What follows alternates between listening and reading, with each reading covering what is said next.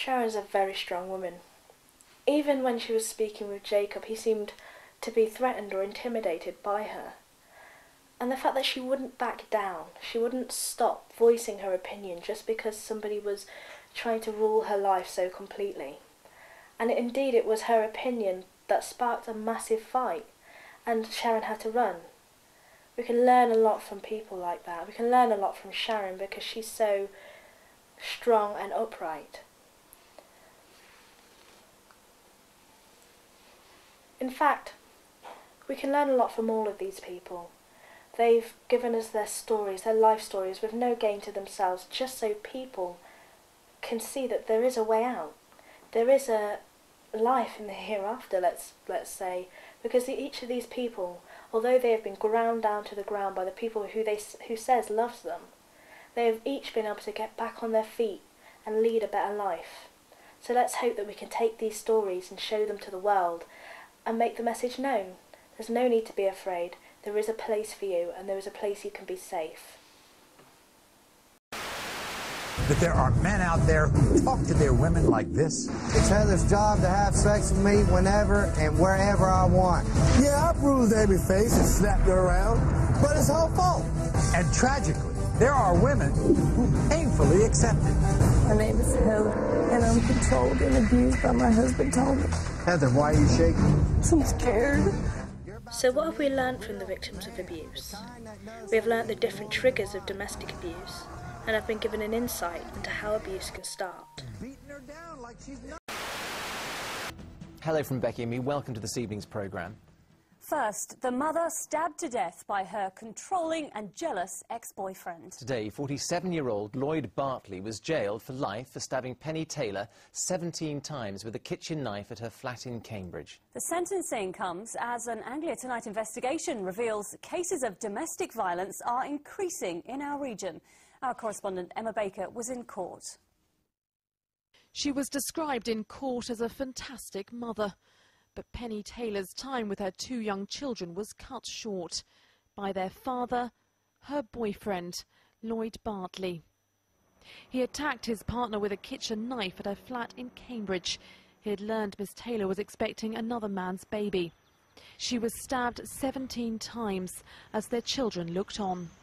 We have instances of jealousy and controlling behaviour. Sometimes abusers will be hypersensitive, often blaming others for their actions and feelings. From today, police and health officials in England and Wales will be forced to review domestic abuse cases where someone has died. The aim is to learn lessons about how to tackle violence in the home.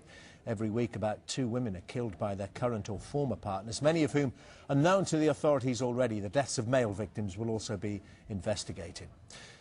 Verbal, physical and sexual abuse are big factors and can cause the most problems. Abusers can use weapons such as isolation and financial control to keep their victims in check.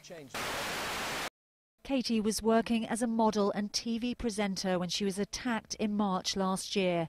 She suffered third-degree burns when her ex-boyfriend hired another man to throw acid in her face. This is my biggest shock to my system. I've seen some minor type of facial acid burn, but not something so gruesome. But what can we do about it? How can we protect victims from their abusers? And what can we offer them to prepare them for a life free from abuse?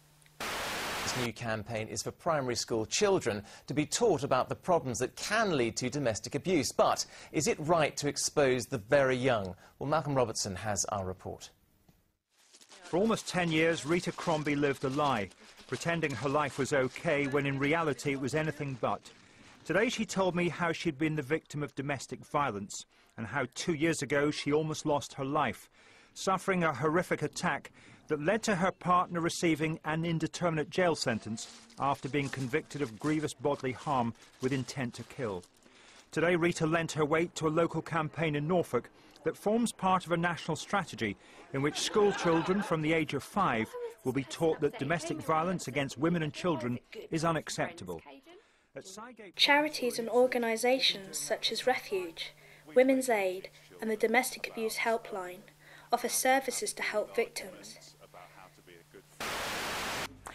First though, well, here's a statistic that might shock you, I'm sure it will. According to Home Office research, 1 in 6 men will be victims of domestic abuse at the hands of their partner, a subject that's investigated in ITV1's Tonight programme this evening. With me now, Florence Terry, who admits that for years she used to regularly attack her own husband behind closed doors. We're not just talking to victims. We're talking to the relatives of the victims, the neighbours of the victims, the co-workers of the victims. Look for the symptoms and signs, spread awareness. We can all help people look for the way forward, using charities and organisations such as Women's Aid, Refuge and the NSPCC. 2 women every week are killed by their partners in the UK. People every week lose a mother, a sister, a daughter, a friend. People every week lose a son, a brother and a father. We can stop this.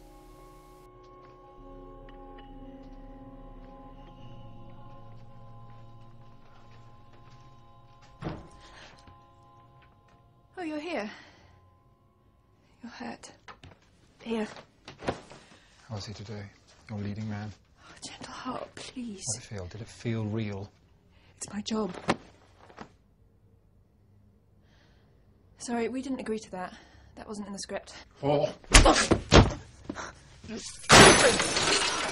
Please, I didn't agree to this.